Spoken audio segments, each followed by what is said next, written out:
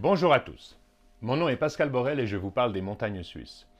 Aujourd'hui, on va parler des enjeux du pouvoir mondial. Vous me direz qu'il n'y a pas de pouvoir mondial, que ce que De Gaulle décrivait comme le machin, à savoir les Nations Unies, n'a aucun pouvoir, n'est qu'une bande de gens ultra corrompus, soyons clairs, qui tiennent pour des enjeux politiques, qui tiennent pour des enjeux essentiellement financiers, qui sont sous l'influence de conseillers qui sont les actionnaires majoritaires ou les dirigeants des plus grosses firmes internationales. Mais en fait, le pouvoir se divise en deux catégories d'individus.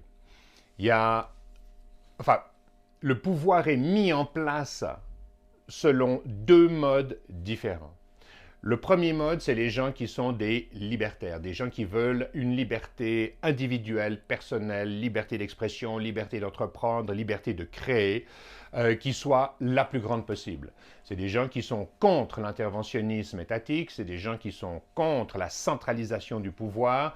Ils estiment qu'ils sont en charge eux-mêmes de leur pouvoir d'achat, qu'ils n'ont pas à donner 40, 60 ou voire 75% de la valeur de leur travail à une entité qui va dépenser cet argent pour eux. Ça, c'est la première catégorie d'individus. Il y a une deuxième catégorie d'individus qui pensent aussi que la liberté est très très importante, c'est une évidence. Oui, mais ils votent quand même pour des systèmes qui sont un peu plus dogmatiques, un peu plus centralisateurs. Ce sont souvent des idéologies. Et la plupart du temps, ce sont des idéologies qui centralisent la valeur du travail d'une nation dans les mains d'un petit nombre.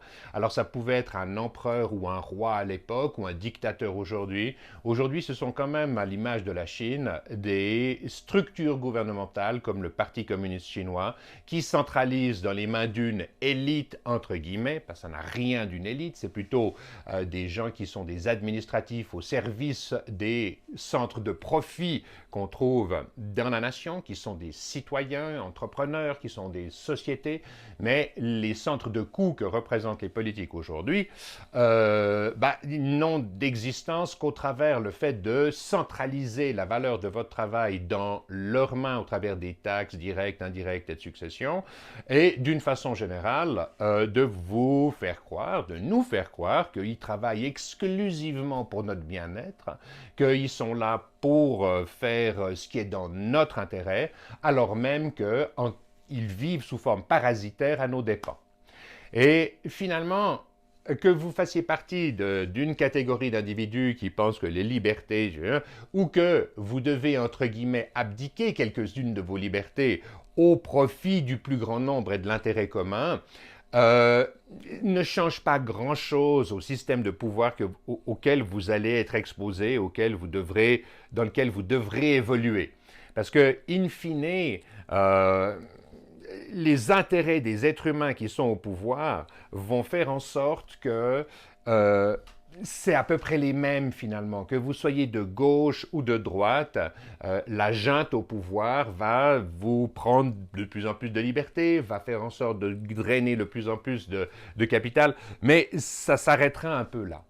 Et la guerre à laquelle on va faire face dans les mois, dans les années qui viennent, c'est une guerre entre les gens qui, en toute bonne foi, comme un Xi Jinping en Chine, pensent que la meilleure façon de faire évoluer l'humanité, c'est de la mettre sous contrôle, de décider à sa place de ce qui est bon ou pas bon pour elle, et d'utiliser toutes les capacités d'influence, que ce soit au niveau financier, au niveau politique, au niveau des médias qui sont complètement influencés et sous le joug aujourd'hui de leurs annonceurs, des lignes éditoriales qui défendent finalement des intérêts financiers.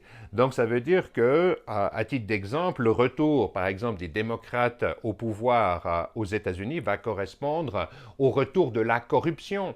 Parce qu'un Joe Biden, son fils, Joe Biden, quand il était vice-président des États-Unis sous Barack Obama, son fils l'accompagnait dans tous les déplacements en Chine et il a signé des deals pour des centaines de millions, voire plusieurs milliards dans le domaine essentiellement de l'énergie, mais aussi dans le domaine immobilier, etc. Donc avec Biden revient au pouvoir la corruption absolue. Et c'est ce que je décrirai dans une vidéo future.